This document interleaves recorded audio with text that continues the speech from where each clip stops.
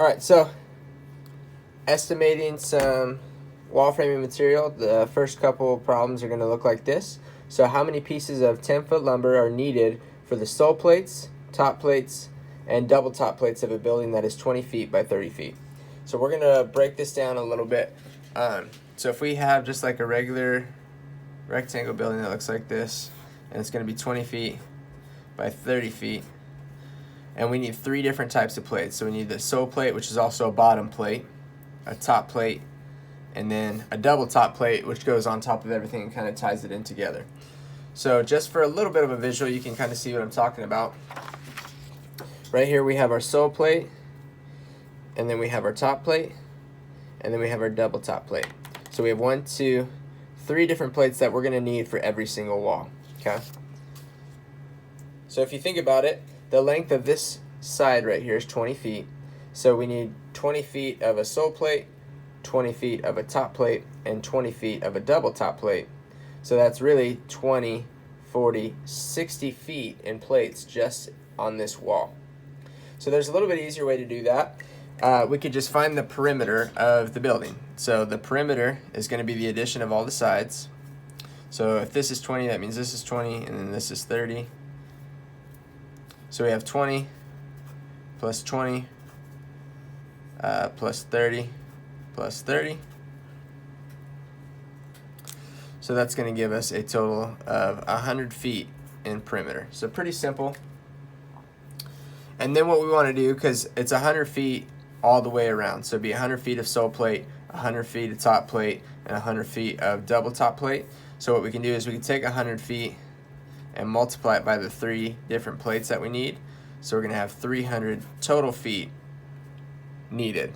But that's not what the question asks, right? The question asks how many pieces of 10-foot lumber. So we know we need 300 total feet,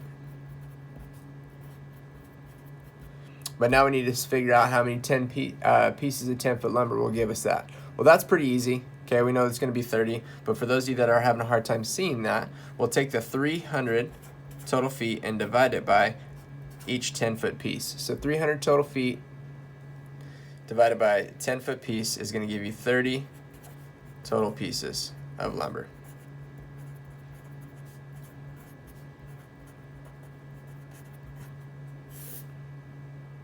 Okay, and that'll be true for all the problems on your assignment. That's how you would do that. Find the perimeter, multiply it by 3 for the bottom plate, top plate, double top plate, and then divide by the length of each piece. Okay. The next type of problem that you're going to see has to do with cutting the stud. So they want to know, what is the height of a stud when the building has a 1/2-inch sheetrock ceiling, a 5/8 inch underlayment, and a 3/4 inch subfloor. And we want an 8-foot total ceiling. So we want our ceiling to be 8 feet tall, which is pretty standard. Our subfloor is 3/4 of an inch, OSB board probably. We have a 5/8 inch underlayment to keep the floor level, and then a 1/2-inch sheetrock ceiling on the top to cover our trusses. So what we're going to want to start with is figure out how much an 8-foot ceiling is in inches. So we're going to take 8 feet and multiply it by 12 inches to get 96 total inches. So that's what we're going to start with, 96 total inches. Okay. So I'm going to show you another image right here so you can kind of see.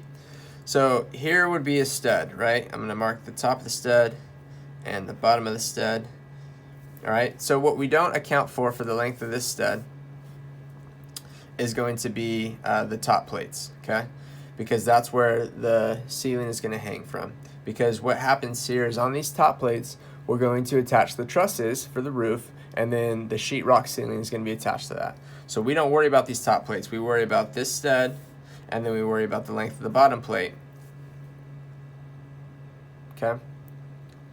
Because we're trying to figure out the total height of this stud. So we have to eliminate the bottom plate, and then we need to subtract everything else. So we start with 96 inches because that's 8 feet. So we're going to take 96 inches and we're going to subtract 1/2 inch, and then we're going to subtract 5/8 of an inch, and then we're going to subtract 3/4 of an inch, and then we have to subtract the thickness of our sole plate. Okay, so our stud rests on the sole plate, which makes it a little higher. So we have to figure out how high this affects it. So it kind of depends on the framing, but we know that most bottom plates or sole plates,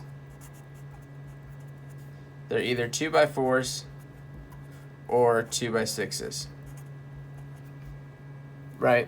Which means they're 2 inches thick by 4 inches wide, or 2 inches thick by 6 inches wide. But we know that they're not actually these. A 2x4 is actually a 2x4 is actually 1.5 by 3, and a 2x6 is actually 1.5 by 5.5. Actually, a 2x4 is 1.5 by 3.5. All right, so a 2x4 is just an estimation of this. So we know that this is the thickness of the bottom plate. So we have to subtract that from the overall 8 feet, because that's going to be accounted for. Okay? So let me run this back for you again. We got 96 because we want an 8-foot ceiling. 8 feet is 96 inches. So that's what we're going to start with, and that just makes life easier, because we have to subtract the thickness of the ceiling, subtract the thickness of the underlayment, subtract the thickness of the subfloor, and then subtract the thickness of the bottom plate, because that's what the stud rests on. Okay, so 96 inches minus the thickness of all these things, and that's going to give you a total of 92 5/8 of an inch, and that's the length of a pre-cut stud.